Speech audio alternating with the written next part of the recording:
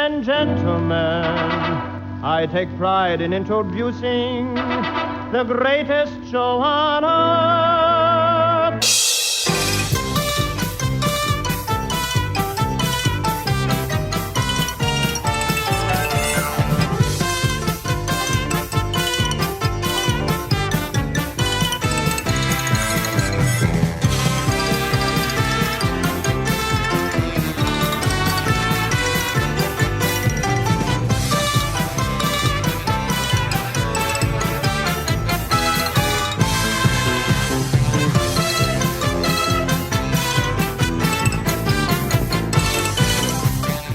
Hi, everybody. This is Scott Gordon, and welcome to the Uncle Floyd podcast, number 84.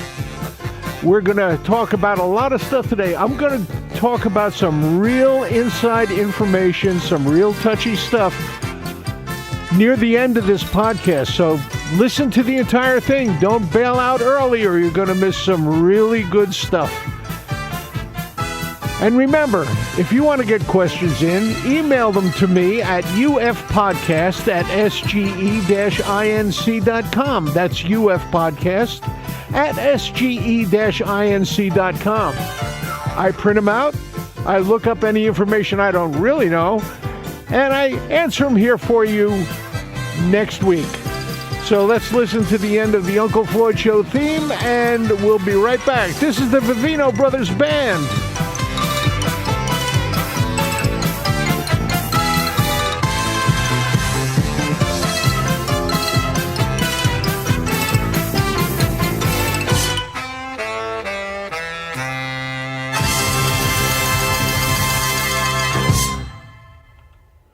Okay, to start with, I've got a note here from Charlotte Quinn, known as Charlie Q. She says, I have a question and a good news report. I recently visited an old friend. As we were catching up on things since our last visit in November, she asked, so now that hockey season is over, what are you and Steven watching? She opened the door and I walked right in. I told her all about the Uncle Floyd Show, the podcast, and the staged production of This Was the Uncle Floyd Show. She even asked me to show her some clips on YouTube. Being the smart girl that she is, she enjoyed the humor, laughed, and asked how to watch the Tuesday night show. I'm happy to say that she logged in and caught the show this past Tuesday. I was thrilled to bring a new recruit into the family. Thank you, Charlotte. Please, everybody, tell your friends about this. Tell them to come over to listen to the podcast. Come to This Was the Uncle Floyd Show. Every Tuesday night at 8, we have a date. You can get to that by going to theunclefloydshow.tv. That's the easiest way to do it, theunclefloydshow.tv. It costs $5, but that's the money that keeps this podcast and that show going. Also, if you'd like to throw in a little extra to help out, check the description of this, and in the description will be a link where you can go and throw us a couple of bucks if you'd like to. From Jason Nicholas of Oak Ridge, New Jersey. I loved hearing the TV theme songs you played on your show the other day.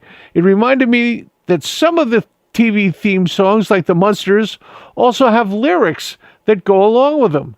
Are there any lyrics to the Uncle Floyd Show theme song?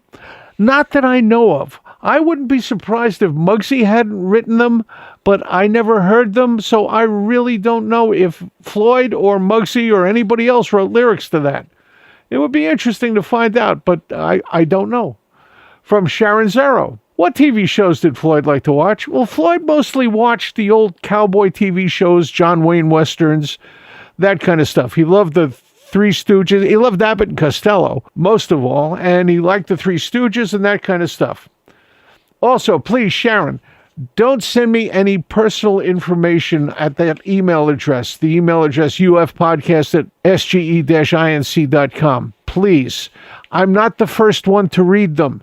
Okay? So you're telling other people's stories. From Todd Waka. I remember that you and Floyd mentioned that you wanted to have Soupy Sales on the show, but he turned you guys down. It made me think about other kid show hosts such as Bob McAllister, Sandy Becker, Jack McCarthy, Joel Bolton, Chuck McCann, among others. Did you, Floyd, and the rest of the cast members ever meet any of them? And if you did, what were they like? I can't really answer for everybody else. I know everybody in the cast met Soupy.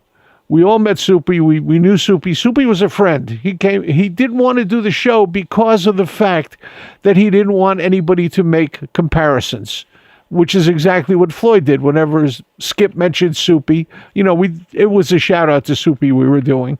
But when Skip mentioned it, he said, hey, I'm nothing like Soupy Sales. That's the way it goes. As far as everybody else, I've met every one of the people that you named personally. Bob McAllister, he was a magician, and I was very involved in the magic fraternity. We ran into each other at simple things, like magicians' conventions and things like that. Sandy Becker. Sandy was the station announcer at the station where we did the Italian-American Serenade in New Rochelle, New York. And I saw him there all the time. Jack McCarthy, I was on a couple of daises with him doing stuff for charities. Joe Bolton, he was a local guy. I saw him all the time. And Chuck McCann, I met Chuck McCann at the book release party for his book, Let's Have Fun, his final book that he put out. And he was a great guy. Every one of them I got along great with. Skip followed these guys around. See, he was annoying. He went to everybody. No, I'm sorry, Skip. I didn't mean to say that, but it's true. From Dennis DeLeo, I've been going crazy for years to find this tune. Could you please tell us the name of the Flojo the TV Clown song, who performed it, and where can I find it? Oh, Dennis, you mean this?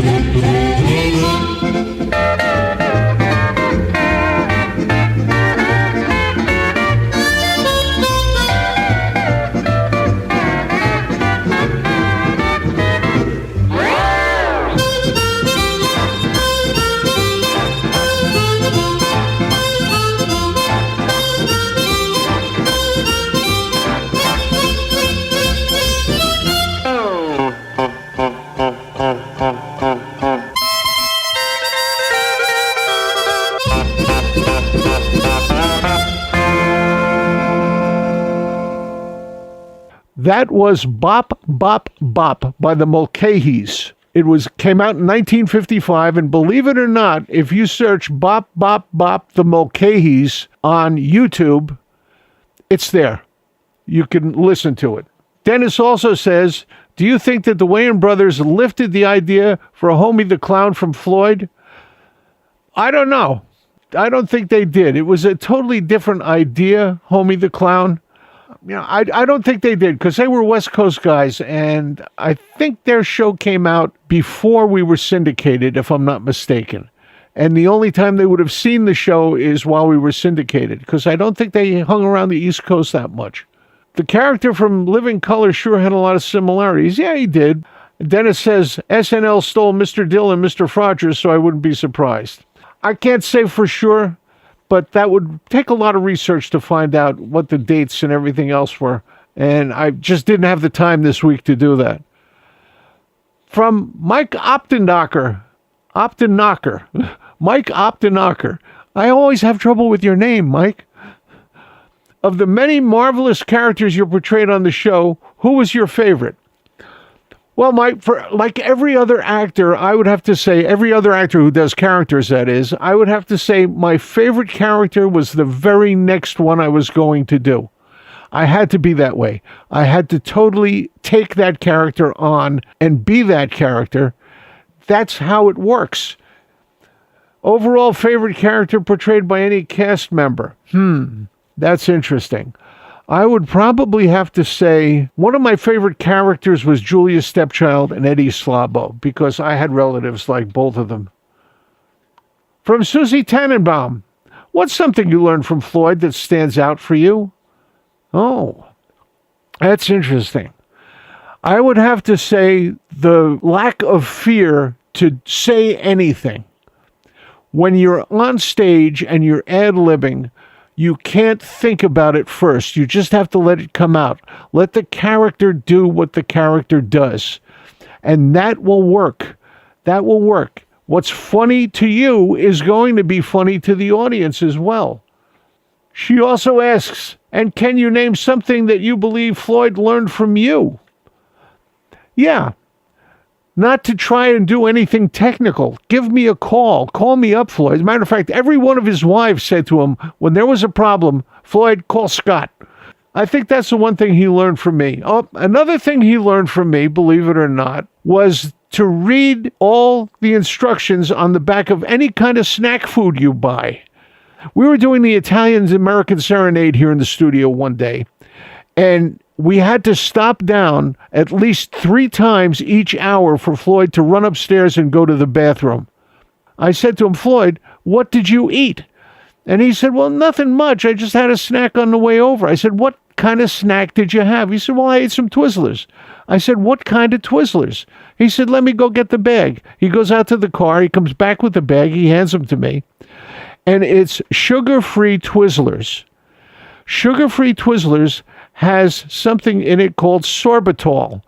Sorbitol is a sugar alcohol, and it says right on the back of it, do not eat more than 3 pieces at a time. It will cause intestinal distress. So I think Floyd learned to read instructions from me. People have been asking me more about the Gordon and Rogue stuff done in the 1990s that we did on our radio show, Remember When? At the time, there was a TV show called The 60-Minute Gourmet, where a very, very dry host came out and talked about a recipe. So we came up with the 70-Minute Gourmet, and here's episode number 1 of the 70-Minute Gourmet by Gordon and Rogue from the 1990s in our radio show, Remember When?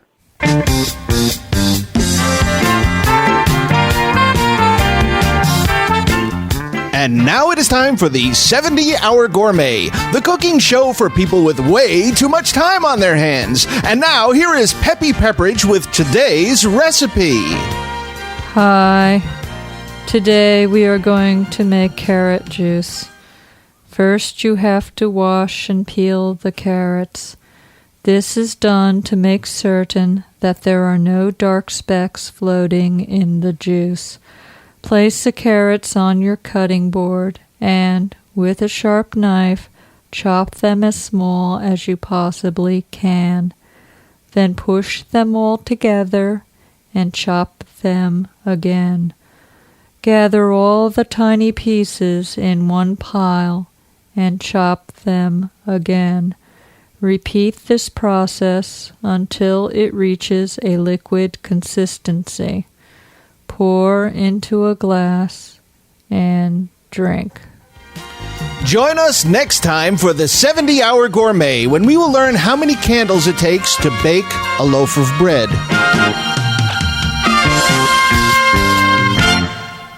All right. Let me know if you want to hear some more of those. I have a couple more episodes of that. From Bill Weitz of Saginaw, Michigan, formerly of Harrington Park, New Jersey. On today's podcast, you listed some theaters you had managed, and one of them was Closter. I used to go to that one as a kid. But after I moved away, I read a story, probably in the 1990s, that once only one person showed up in the audience of that theater and demanded a showing, even though he or she was the only audience member. Do you remember that story? If so, how did it turn out? I never heard that particular story, Bill, but it was traditional that if there was one person in the audience, they got the show. That was the way it worked. We were instructed, please, if there's one person who wants to see the show, show it. As a matter of fact, most of the time, if nobody was in the audience, we would start the show and run it. And with film, which is what I was using at the time, we were actually using film. We were just starting to transition to digital, where you could shut it off and go back to the beginning. With film, you had to run it all the way through, no matter what. If you started the movie, you ran it. And we were instructed to start the movie. From Vincent Speranza, I was wondering how you feel about digital audio. For years, I digitally archived my CD collection to the lossless audio for the sake of storage space, as well as the convenience of being able to play whatever I wanted, whenever I wanted. I never thought I'd be using them, but streaming services seem to be the new normal, especially when on the go. I know you have collections going back to 78s, but how do you feel about everything going fully digital these days? All right, before I get into this, please remember that we're going to do some very, very interesting stuff for the last questions this week. So please stand by and let me get through this technical stuff and we'll get to the real interesting stuff. Not to say this isn't interesting. This is very interesting to me. I do not like digital. I work in digital because it's the way everybody else is doing it. When I listen to music, I listen to vinyls for one very specific reason. Vinyls are analog. My ears are analog. Sound is analog. There is no digital sound. Digital sound does not exist. What that means is an analog signal, which is a smooth waveform, is broken up into many samples. You're listening to this on 44.1K samples. That's the way this is coming out to you as an MP3. That's chopping it up. And then that chopped up thing has to go through your device, whatever you're listening to this on, and be translated back into analog for your ears to be able to hear it. That point being made can only be compared to this. Let's say you have a very, very nice piece of filet mignon in your hand. Beautiful piece of filet mignon that you're going to eat. You take it and throw it in a meat grinder. Grind it up into little tiny pieces. That's sampling. Each one is a little sample of what you got. You take those samples and you mold it back into something that looks like a filet mignon and cook it. You then eat it. Are you eating filet mignon? No, you're eating hamburger. And I don't want to listen to hamburger. I'm listening to the actual thing that was produced. He also says, if the sample rate is high enough, do you think it'd make a significant difference, assuming you have good speakers or headphones to listen to it? Again, hamburger. This is the way I tend to look at it. Just like guitar amps, the speaker is probably the most important part of the equation. No, it's not. It's not the most important part of the equation. You're talking about guitars now. Another thing I know very lot about. Guitars do not make the sound. The speaker does not make the sound. The sound is created by the hands of the guitarist. Each guitarist creates his own sound. Les Paul taught me, give me a guitar, give me whatever recorder you got, and I'll make that guitar sound like me.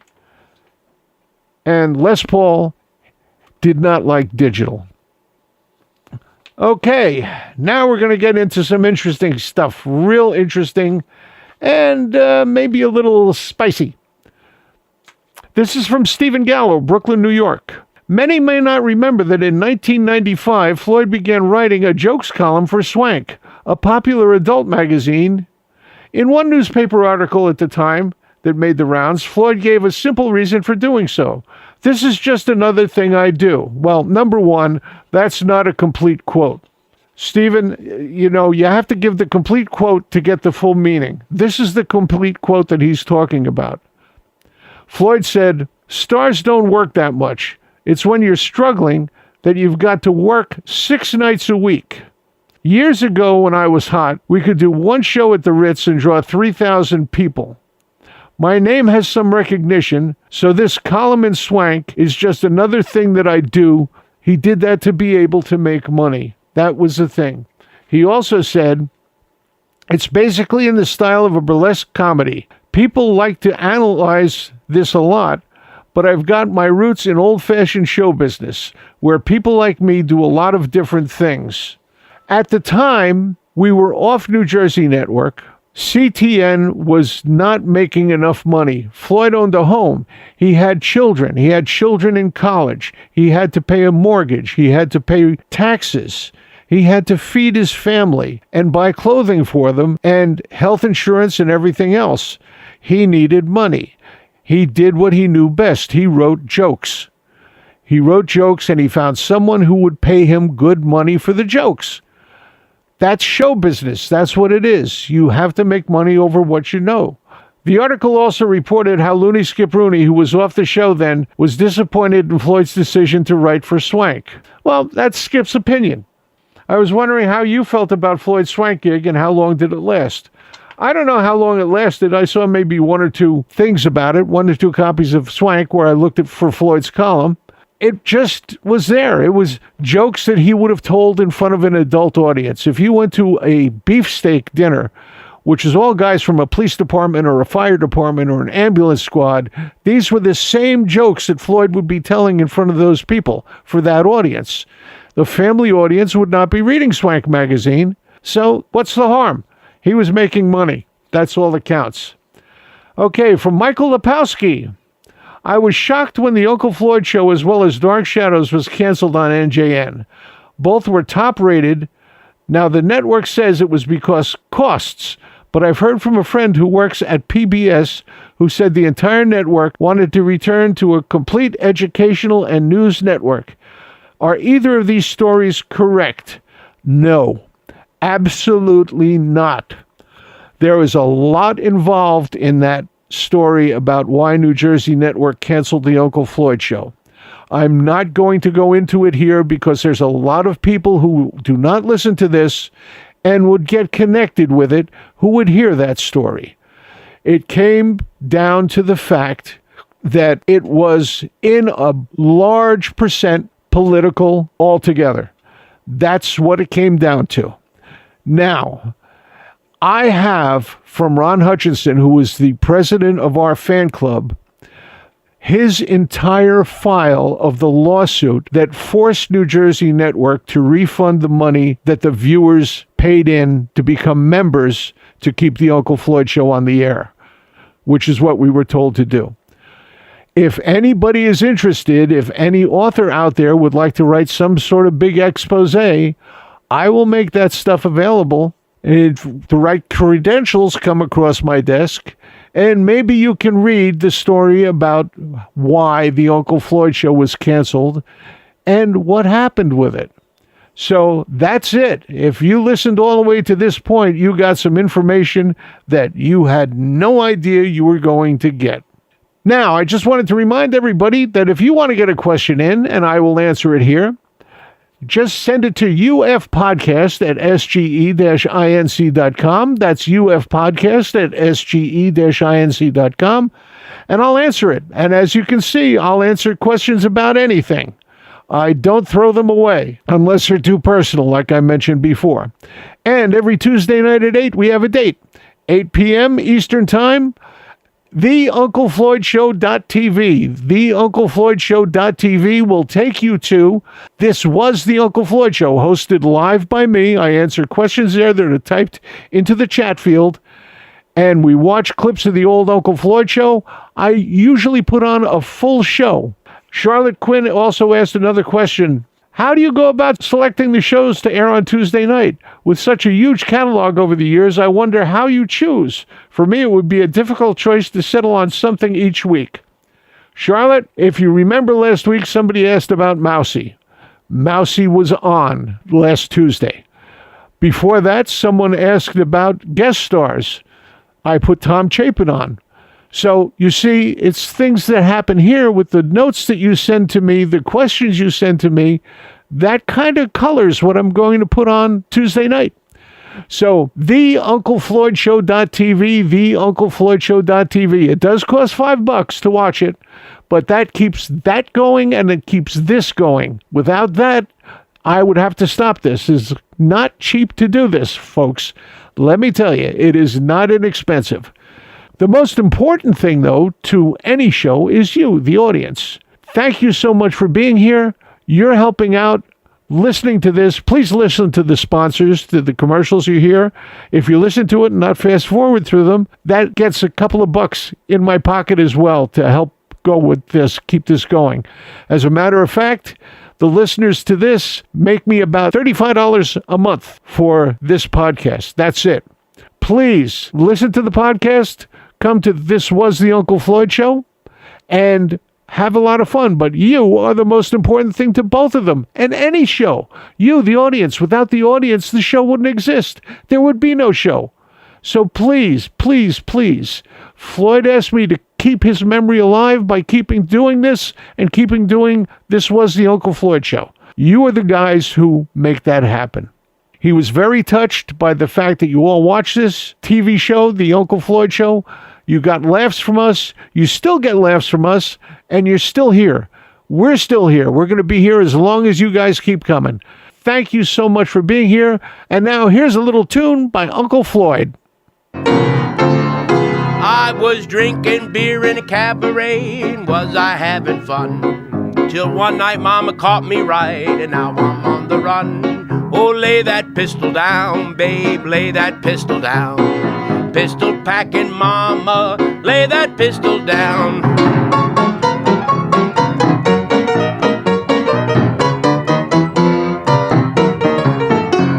Now she kicked out my windshield and she hit me over the head. She cussed and cried and said I lied and wished that I was dead. Oh, lay that pistol down, babe, lay that pistol down. Pistol packing Mama, lay that pistol down.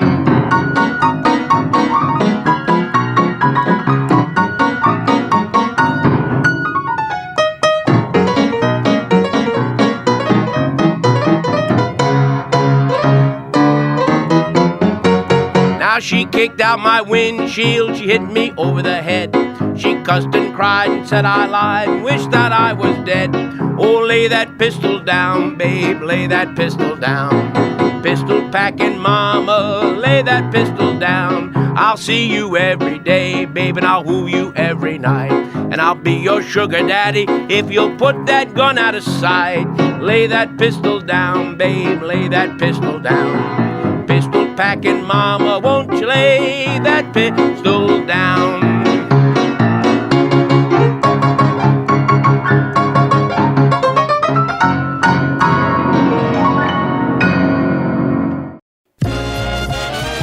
This program was produced in the studios of Scott Gordon Enterprises, Incorporated in Paramus, New Jersey.